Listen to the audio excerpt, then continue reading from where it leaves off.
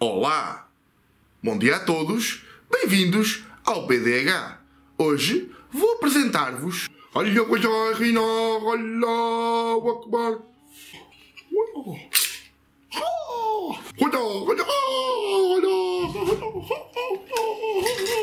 uma viagem até à Revolução Iraniana de 1979. Bem, chamar revolução a um movimento que contribuiu para o atraso do país não equivale seguramente ao meu conceito de revolução. Todavia, vamos a factos. É o nome porque é popularmente conhecida. Para isso vou utilizar mais um título de banda desenhada, um título bastante conhecido, Persepolis, da autora iraniana Marjan Satrapi. Eu tenho tudo isto num só volume. Há também outras edições em que se separa em 2 volumes. Portanto, foi publicado em Portugal, é bastante conhecido, pela editora Bertrand. Persepolis é mais aquilo a que chamamos uma novela gráfica, neste caso também autobiográfica, sobre a vida da autora, que se passa entre a Revolução Iraniana, no final dos anos 70, e os anos 90, quando a autora, já adulta, decide viver permanentemente na Europa. Portanto, abrange toda aquela fase final do século XX, focando-se nesta dicotomia entre o modo de vida antes da Revolução e o modo de vida depois da Revolução no Irão. Persépolis. Persépolis era o nome que os antigos gregos davam à cidade de Teherão, literalmente a cidade dos persas, Persépolis, que fica no atual Irão. Portanto, Persépolis é a cidade de Teherão. Ora, mas mesmo antes deste vídeo, mesmo antes de falarmos sobre a temática deste vídeo, não se esqueçam das promoções que tenho no ar, nomeadamente se querem ganhar um PES, não se esqueçam de ver este vídeo para saberem das notificações do concurso. Ora bem, e retenham também que eu estou a sortear 3 álbuns de banda desenhada para quem quiser concorrer nas minhas condições. Para isso basta verem este vídeo aqui. Lembro também que este é um canal dedicado ao ensino escolar e, portanto, onde encontram muitos vídeos para vos ajudar nas matérias da escola. Se são alunos, portanto, ou têm filhos alunos ou amigos, não se esqueçam, deem uma olhada neste canal que tem muita informação para vos ajudar na escola.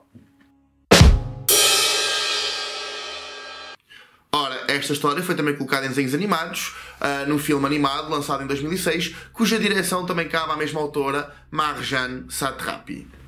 Todavia, este programa dedica-se mais à banda desenhada do que propriamente a outros meios culturais e, portanto, não iremos dedicar tanta atenção à adaptação cinematográfica deste romance, mas sim ao romance banda desenhada original.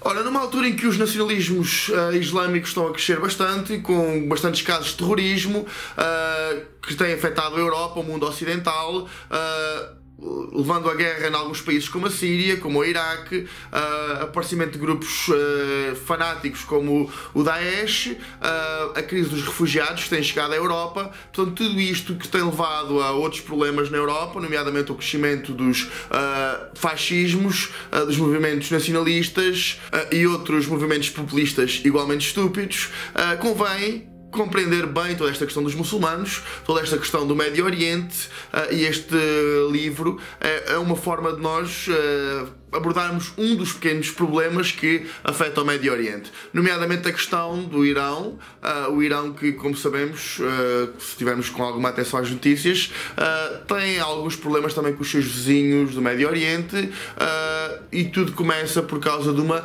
dicotomia religiosa. Vamos ver porquê. Ora, os iranianos são os antigos persas, que não têm nada a ver com os árabes, embora também sejam muçulmanos, pois são geograficamente, culturalmente e religiosamente diferentes. Não confundir persas com árabes e nunca dizer que os iranianos são árabes ou que o Irão se situa na Arábia. É completamente errado. O Médio Oriente sim, mas não a Arábia. Ora, vamos a factos e de um modo muito simplista e redutor. Tanto os iranianos como os árabes são muçulmanos. Todavia, os árabes são geralmente maioritariamente sunitas, enquanto os iranianos ou persas são maioritariamente xiitas. Tanto o sunismo como o xiismo são duas correntes diferentes, antagónicas, muitas vezes dentro da mesma religião, que é o Islão, que é a religião muçulmana, mas correntes diferentes. E esta diferença entre correntes é responsável por muitos problemas no Médio Oriente, bastantes problemas que afetam aquela zona. Portanto, os árabes são maioritariamente sunitas, os iranianos são maioritariamente xiitas. Os personagens que nós vamos ver nesta história são xiitas, que não têm nada a ver com o Estado Islâmico, nem com o Bin Laden, que são sunitas. Portanto, duas correntes dentro da mesma religião. Vamos então a uma pequena resenha histórica que também é contada no romance, mas que é necessária para nós compreendermos isto. Portanto, ao longo da segunda metade do século XX, o Irão, na altura mais conhecido como Pérsia, tinha vivido um período de grande prosperidade no reinado do Shah Reza Pahlavi e bastante aproximação com o Ocidente. Tudo isto depois levou àqueles problemas que nós iremos falar após a Revolução. Todavia, esta grande industrialização durante o reinado do Shah convivia com um mundo bastante anacrónico. Tínhamos uma monarquia absoluta e um rei que não era muito querido da sua população, até porque era muitas vezes visto como ilegítimo e, noutros casos, como sabujo dos interesses do Ocidente. A subida ao trono do Shah Reza Pahlavi esteve muito ligada aos interesses do Ocidente e trocas muito favoráveis de petróleo da região. Portanto, o Ocidente mete a sua mão em tudo.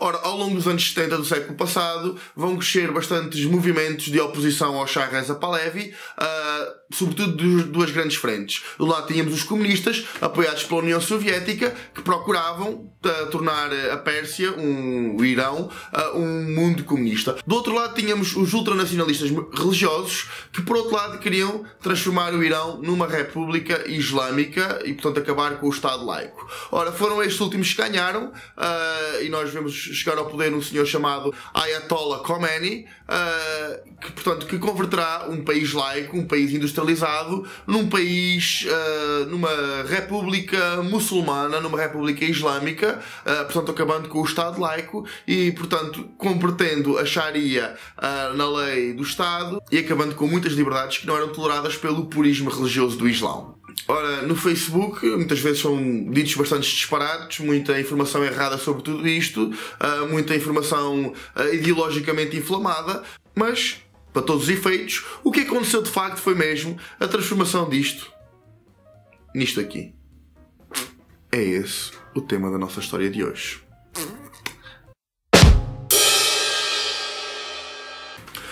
Ora, a história conta-nos justamente isso, sob a perspectiva do olhar da autora Marjan Satrapi, uma iraniana que mais tarde decidiu emigrar para a Europa e que atualmente vive na Europa,